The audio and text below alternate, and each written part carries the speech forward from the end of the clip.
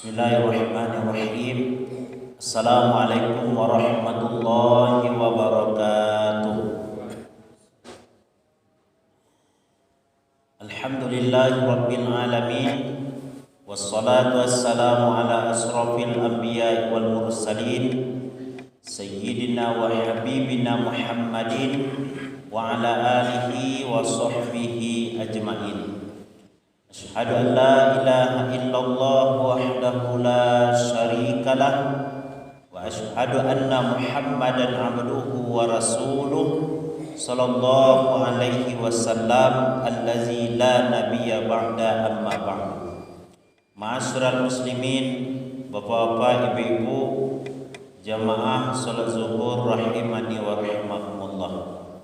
Pertama-tama kita bersyukur kepada Allah dengan mengucapkan alhamdulillahirabbil alamin.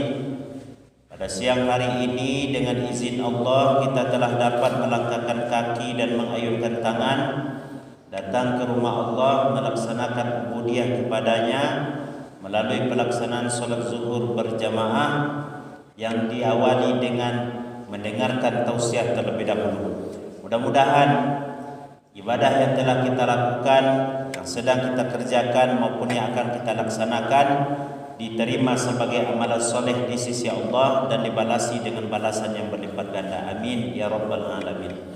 Salawat dan salam kita mohonkan kepada Allah, semoga disampaikan semisal pahalanya buat seorang reformis Islam, figur sentral umat, suri tauladan bagi kita semuanya. Beliau adalah Nabi besar Muhammad sallallahu alaihi wasallam dengan mengucapkan Allahumma shalli ala sayyidina Muhammad wa ala ali sayyidina Muhammad. Ma'asyiral muslimin, Bapak Ibu jemaah yang dimuliakan oleh Allah Subhanahu wa taala. Alhamdulillah, rasa syukur yang tak terhingga senantiasa kita aturkan kepada Allah. Allah yang masih mempertemukan kita dengan bulan Ramadan tahun ini. Allah yang masih beri kesempatan kepada kita untuk memperbanyak ibadah. Allah yang masih memberikan kepada kita untuk menambah pundi-pundi kebaikan bagi kita untuk di akhirat kelak dengan sebab berjumpa dengan bulan Ramadan ini. Tak banyak orang yang diberikan kesempatan sama seperti kita hari ini. Ada yang berdoa ingin disampaikan ke dalam bulan Ramadan, namun sehari, 2 hari, seminggu, 2 minggu, sebulan, 2 bulan, 3 bulan sebelum datang bulan Ramadan, ternyata kehendak Allah pun sudah berlaku atas dirinya. Dia tidak berjumpa dengan bulan Ramadan. Alhamdulillah kita berjumpa dengan bulan Ramadan. Maka di antara bentuk evaluasi diri bagi kita ma'asyiral muslimin adalah kita selalu bersyukur kepada Allah Subhanahu wa taala. Bagaimana melaksanakan syukur ini? Tentu adalah banyak-banyak kita berzikir, banyak-banyak kita berdoa kepada Allah, banyak-banyak kita melakukan yang diperintahkan oleh Allah Subhanahu wa taala serta meninggalkan yang dilarang oleh Allah Subhanahu wa taala, mempergunakan nikmat untuk ibadah kepada Allah Subhanahu wa taala. Ini evaluasi yang pertama bagi kita, renungan Ramadan bagi kita yang sudah kita jalani dan sekian hari atau lebih kurang 2 minggu, hampir 2 minggu kita memasuki bulan Ramadan tahun ini. Yang kedua, evaluasi yang harus kita lakukan dengan sebab kita dijumpakan oleh Allah dengan bulan Ramadan tahun ini adalah ibadah yang kita lakukan kepada Allah. Bagaimana keikhlasan dalam ibadah yang kita lakukan? Bagaimana kesempurnaan dari ibadah yang kita lakukan? Salat saja umpamanya, apakah solat kita bertambah dibandingkan hari biasa di luar bulan Ramadan? Apakah solat kita berkualitas dibandingkan hari lain di luar bulan Ramadan ketika kita sedang berada di dalam bulan Ramadan? Bacaan Quran kita juga demikian. Bagaimana dengan bacaan Quran kita di dalam bulan Ramadan dan dibandingkan dengan di luar bulan Ramadan? Mana yang lebih banyak? Apakah lebih banyak bulan Ramadan? Alhamdulillah. Tapi kalau sekiranya jauh dari kesempurnaan, maka Allah masih berikan kepada kita waktu untuk memperbaiki diri, memperbanyak ibadah, memperbanyak membaca Quran. Ketika lisan masih sehat, bibir masih bisa berbicara, anggota fisik masih kuat untuk beribadah kepada Allah, maka pergunakanlah nikmat yang diberikan oleh Allah untuk memperbanyak ibadah. Kesolehan pribadi perlu dibina, tapi tak kalah pentingnya kita juga melaksanakan kesolehan sosial.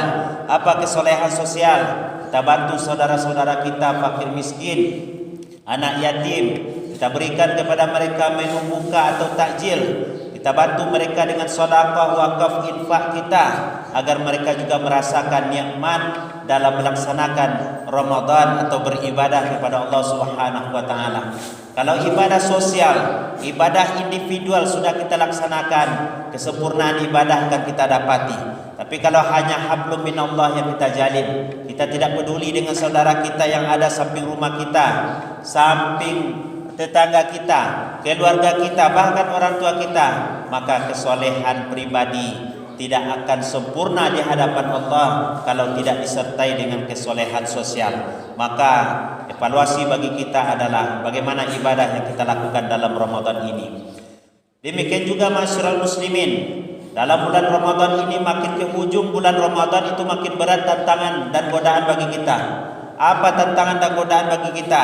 Ada yang kue rayu, baju rayu, sehingga dengan hal demikian banyak orang yang sudah meninggalkan masjid, yang awalnya masjid penuh di awal-awal bulan Ramadan, tapi karena ini dan itu, karena bujukan ini dan itu, karena tuntutan ini dan itu, mereka rela meninggalkan ibadah kepada Allah. Padahal kesempatan hari ini belum tentu akan diberikan oleh Allah di kesempatan Ramadan yang akan datang.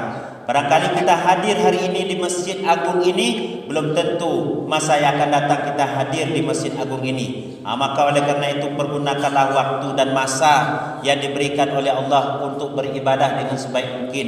Bukan berarti kita tak boleh beli baju lebaran, bukan berarti kita tak boleh membeli kue lebaran dan lain sebagainya.